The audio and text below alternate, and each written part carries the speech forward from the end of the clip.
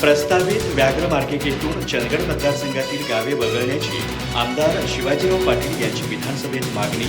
स्थानिक ग्रामस्थांना विश्वासात न घेता प्रस्ताव पाठविल्याचा आरोप. अन्यथा प्रस्तावित व्याघ्र मार्गिकेचा प्रकल्पच रद्द करण्याची आग्रही भूमिका.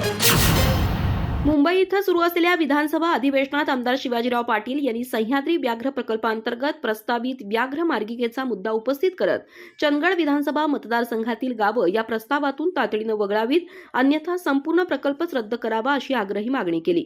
यावेळी बोलताना आमदार पाटील म्हणाले, वन विभागानं केंद्रीय पर्यावरण आणि वन आणि हवामान बदल मंत्रालयाकडे नवीन व्याघ्र मार्गिकेचा प्रस्ताव पाठवला असून या प्रस्तावामुळे कोल्हापूर, सांगली आणि सातारा जिल्ह्यातील सुमारे 550हून अधिक गावं बाधित होण्याची शक्यता आहे.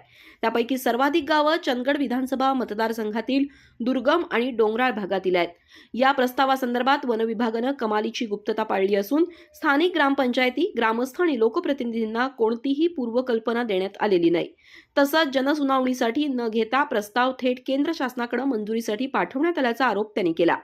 एवढ्या व्यापक परिणाम करणाऱ्या निर्णयापूर्वी स्थानिक नागरिकांना विश्वासात घेणं आवश्यक होतं, असंही त्यांनी सांगितलं. प्रस्तावित व्याघ्र मार्गिका लागू झाल्यास चंदगड आणि आजरा तालुक्यातील सुमारे 115 गावं या प्रकल्पात समाविष्ट होतील.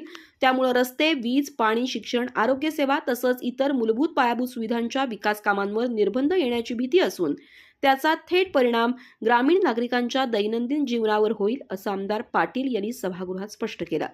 या भागातील बहुतांश नागरिक शेती आणि कृषीपूरक व्यवसायावर अवलंबून आहेत. व्याघ्र मार्गिकेअंतर्गत निर्बंध लागू झाल्यास शेती, पशुपालन, दुग्ध व्यवसाय, काजू, फळबागा आणि इतर ग्रामीण व्यवसायांवर विपरीत परिणाम होऊन हजारो शेतकरी कुटुंबांच्या उपजीविकेचा प्रश्न निर्माण होईल, अशी चिंताही त्यांनी व्यक्त केली.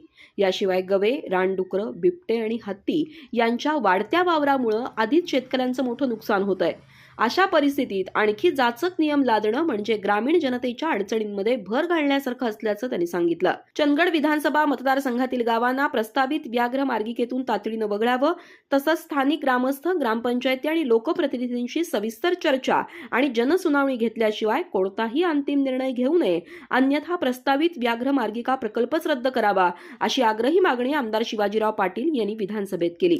अधिक माहिती आणि ताज्या घडामोडींसाठी आजच आमचे चॅनल सबस्क्राईब करा.